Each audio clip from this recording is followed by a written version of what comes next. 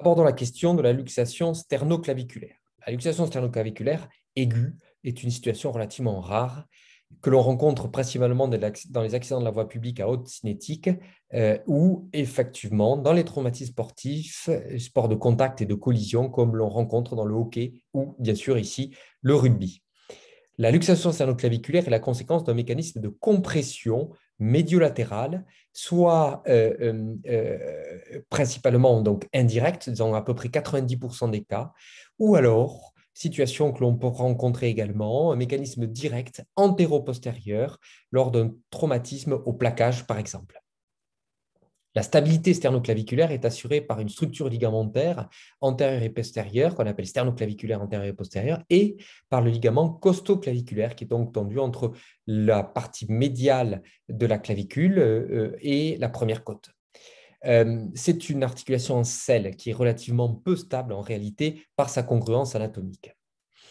La plupart des traumatismes sternoclaviculaires sont étiquetés comme étant des entorses, qui sont en fait potentiellement des subluxations de la sternoclaviculaire.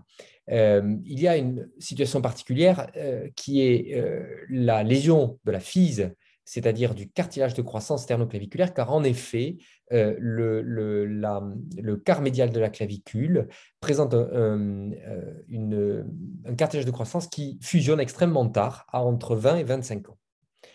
La plupart des situations se caractérisent par un tableau clinique avec une douleur médiothoracique, post-traumatique, qui irradie à l'épaule, avec une impotence fonctionnelle qui est relative et rarement une situation, on va dire, d'instabilité récidivante. En quelque sorte, ce sont le plus souvent des patients que l'on voit en aigu et non pas en chronique.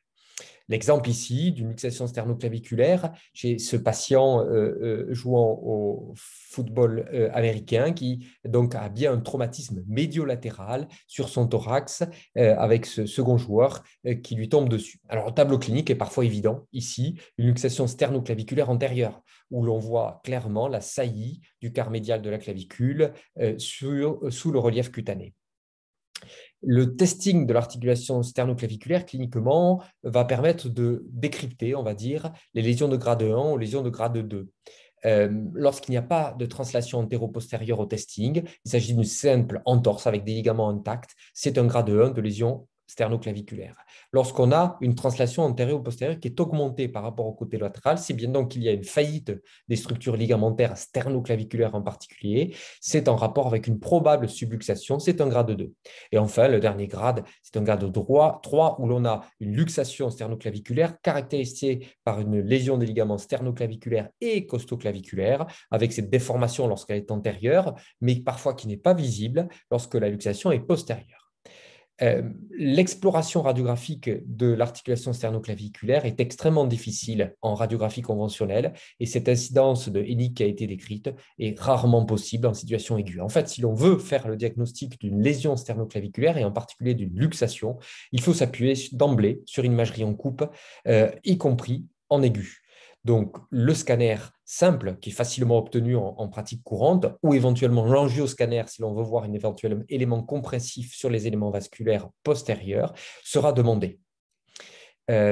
Chez l'adolescent, c'est un petit peu la caractéristique, ou l'adulte jeune, il est possible de rencontrer un décollement épiphysaire de Salter 2, comme on le voit ici sur cette imagerie, où manifestement il y a un décollement épiphysaire de la sternoclaviculaire, avec un hématome assez significatif autour, sans élément de compression évidente. En réalité, la luxation sternoclaviculaire pure peut être antérieure ou postérieure. Antérieure, elle est cliniquement évidente. Postérieure, elle est parfois passée inaperçue par l'œdème de la région sternoclaviculaire, mais elle est beaucoup plus à risque de compression, dysphagie, dyspnée, dysphonie ou éventuellement compression vasculaire. En cas d'entorse ou de subluxation de grade 1, donc de lésion de grade 1 ou de grade 2, le traitement est en général un traitement symptomatique. Pour le grade 1, une simple entorse, un coup de corps de 1 à 2 semaines, et puis la reprise du contact en fonction des symptômes. En cas de grade 2, où l'on a eu donc une subluxation, il faut être un petit peu plus prudent pour laisser cicatriser les structures ligamentaires avec éventuellement l'utilisation d'anneaux de rétropulsion, les mêmes qu'on utilise pour le tiers médial de la clavicule qui permet bien évidemment, lorsque en particulier la luxation a été postérieure, de maintenir une certaine sécurité et de stabilité de la sternoclaviculaire, puisqu'en rétropulsion, on ramène la clavicule vers l'avant et on centre celle-ci sur l'interligne sternale. En cas de luxation aiguë, eh bien, une luxation se réduit. En particulier chez les sportifs. La luxation antérieure peut se réduire par manœuvre externe, généralement sous anesthésie générale. La luxation postérieure est beaucoup plus complexe et, à vrai dire, elle justifie le plus souvent d'une réduction dite sanglante qu'il faut privilégier, c'est-à-dire au bloc opératoire avec un contrôle de la réduction par un abord chirurgical. Elle s'associe souvent à une stabilisation chirurgicale par ligamentoplastie, éventuellement stabilisation au fil de suture qui permet, si vous voulez, de maintenir la réduction sternoclaviculaire, immobilisation que l'on fait en 8. Donc, nous avons rapporté l'utilisation d'éléments de stabilité au moment de la réduction sanglante par brochage.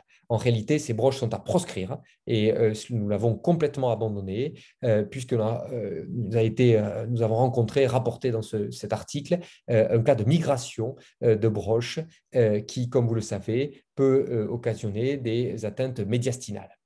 Donc aujourd'hui, on propose une réduction sanglante avec une simple stabilisation aiguë sans matériel d'ostéosynthèse. L'instabilité chronique, comme je vous l'ai dit, est relativement rare. Elle est rare, mais elle peut se retrouver chez le sportif de contact, en particulier si celui-ci est hyperlaxe. Elle se présente comme étant des ressauts douloureux il y a dans de rares situations une indication, une ligamentoplastie. En principe, on utilise une ligamentoplastie aux ischio-jambiers permettant de stabiliser la clavicule au sternum. La luxation postérieure de sternoclaviculaire, je vous l'ai dit, est une situation qui est relativement rare, qui justifie systématiquement une réduction sanglante. Et dans notre expérience, nous avons rapporté cet article publié au JBJS anglais, où nous avions 30 cas de luxation postérieure, parmi lesquels 23 joueurs de rugby. 50% des traumatismes étaient survenus sur un traumatisme direct, c'est-à-dire un impact direct sur le quart médial de la clavicule qui a entraîné sa luxation en arrière du sternum. Dans 14 situations, nous avons tenté de réduire par manœuvre externe, c'est-à-dire en manœuvrant la clavicule sans abord chirurgical. Et vous voyez que notre succès a été faible, uniquement 5 succès. De ce fait, aujourd'hui, on propose une réduction chirurgicale quasi systématique, en sachant que, bien évidemment, elle sera suivie d'une période de convalescence de 3 mois avant la reprise du contact, minimum de 3 mois, ce qui a été possible dans notre expérience dans 65% des cas. Donc, la luxation sternoclaviculaire est rare, mais elle est potentiellement grave, notamment lorsqu'elle est postérieure. Le diagnostic s'appuie sur un scanner, c'est-à-dire une imagerie en coupe qui permet de faire le diagnostic de la luxation. Elle est antérieure. Lorsqu'elle est antérieure, elle peut répondre à une réduction par manœuvre externe. Lorsqu'elle est postérieure, elle répond à une réduction et une stabilisation chirurgicale sanglante, chirurgicale. La récidive est rare, sauf chez les hyperlaxes. Je vous remercie de votre attention.